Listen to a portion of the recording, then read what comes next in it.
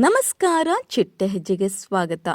ಪ್ರೇಮ ಕಾವ್ಯ ಧಾರಾವಾಹಿಯಲ್ಲಿ ನಟಿಸುತ್ತಿರುವ ನಟ ನಟಿಯರು ಯಾರು ಅನ್ನೋದನ್ನ ಈ ವಿಡಿಯೋದಲ್ಲಿ ನೋಡೋಣ. ನೀವೇನು ನಮ್ಮ ಚಿಟ್ಟೆ ಹೆಜ್ಜೆ ಚಾನೆಲ್ ನ ಸಬ್ಸ್ಕ್ರೈಬ್ ಮಾಡಿಲ್ಲ ಅಂದ್ರೆ ಈಗಲೇ ಸಬ್ಸ್ಕ್ರೈಬ್ ಮಾಡಿ. ಮಹಾದೇವರವರ ಪಾತ್ರದಲ್ಲಿ ನಟ ರಾಘು, ಕಾವ್ಯ ರವರ ಪಾತ್ರದಲ್ಲಿ ನಟಿ ವೈಷ್ಣವಿ, ಡಾಕ್ಟರ್ ರಾಮ್ ರವರ ಪಾತ್ರದಲ್ಲಿ ನಟ ವಿಕಾಸ್, ಪ್ರೇಮಾರವರ ಪಾತ್ರದಲ್ಲಿ ನಟಿ ಪ್ರಿಯಾ ಆಚಾರ್ ರವರು ಕಾಣಿಸಿಕೊಂಡಿದ್ದಾರೆ.